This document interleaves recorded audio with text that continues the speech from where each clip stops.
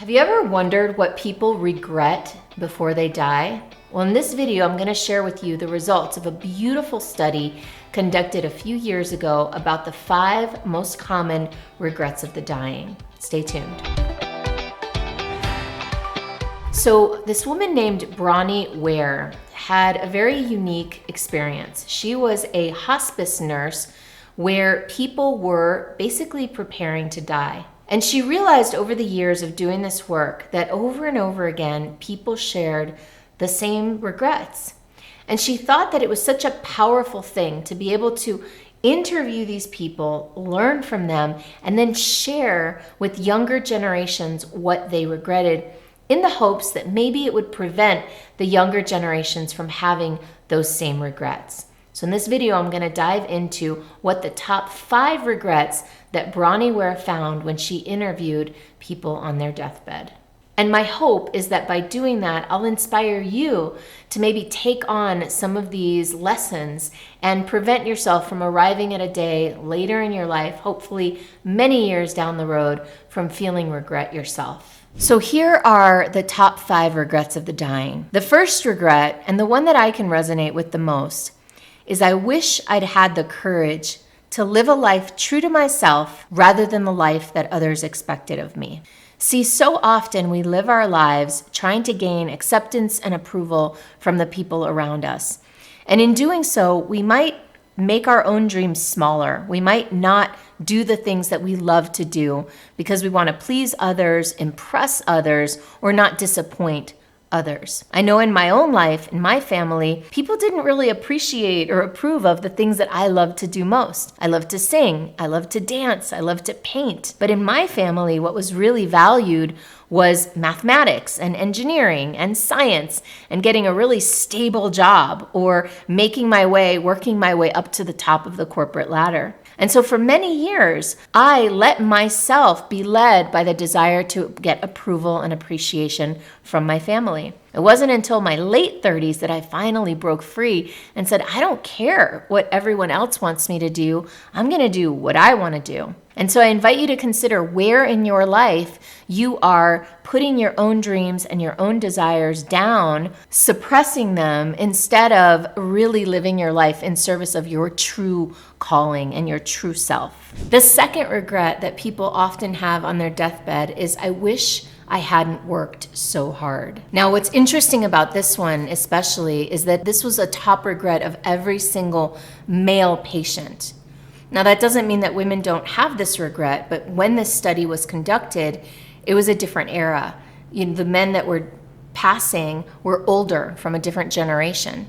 So I'm guessing that women are gonna catch up with men on this one. And so what happens is, so often in our culture, we get that message that you have to work hard, that you have to work long hours, that sacrifice equals success. And so often you hear parents, even my dad, say, well, I worked hard because I wanted to give my kids everything. And what's interesting is that we know that giving your kids everything, first of all, doesn't do them any favors a lot of times. A lot of times kids don't benefit from having everything handed to them. And on top of that, what kids really need and want, I remember from my own childhood, is time with their parents. So these patients often said that they really missed out on their child's life, their development, and also on their partner's companionship. So are you in your life focusing more on working hard and making it happen than you are on the things that really, really matter to you? Think about that. The third regret is, I wish I'd had the courage to express my feelings. Now, this is something that I can really relate to. I told you a little bit earlier about my family. In my family, we did not talk about our feelings. And in fact, if I was feeling something, and especially if what I was feeling was loud or annoying to anybody, I was told to put a lid on it. In fact, I can remember time and again when I was a little kid that if I was crying, my parents would tell me to put a smile on my face. And so I learned at a young age that if I wanted to be liked and be accepted and be part of a family and belong, that I should keep my feelings to myself. I don't know about you, but this led to a lot of problems later in life when I swallowed so many feelings that eventually they would come out in like a volcano explosion, because eventually those feelings want to be expressed. And sometimes as adults, some of these feelings come out anyways, but in the form of illness or disease. And so where in your life are you putting a lid on your emotions? Are you not fully expressing the wide range of what it is to be a human? See, a lot of times we also decide that certain emotions, the good ones, are okay to express, but other emotions, the bad ones, are not okay to express. And the problem is that emotions live on a bandwidth. They live on a scale. And when we start to limit certain emotions, it limits the entire bandwidth of what we're able to express. And so when we limit ourselves from feeling bad, we also limit ourselves from feeling joy. Where are you limiting your expression of emotion? And how could you encourage yourself to share a little more freely? The fourth regret is, I wish I'd stayed in touch with my friends. Now, this is something that I think we can all relate to.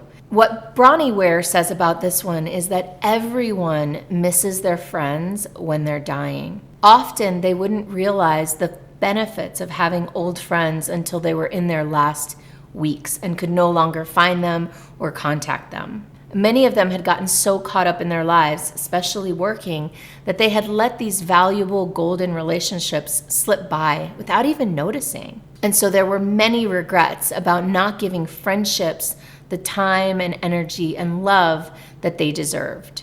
The fifth regret is, I wish I'd let myself be happier. See, happiness is a choice. And the fact is, a lot of times we put a lid on our own happiness because of fear.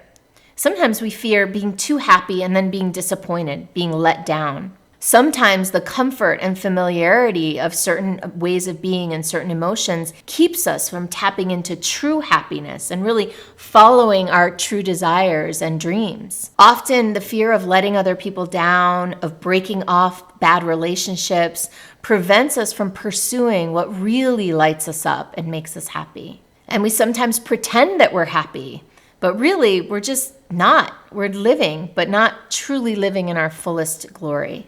The big problem that Bronnie found, and that perhaps you can resonate with, is that people often don't look at their life, don't evaluate what they do until it's close to an end.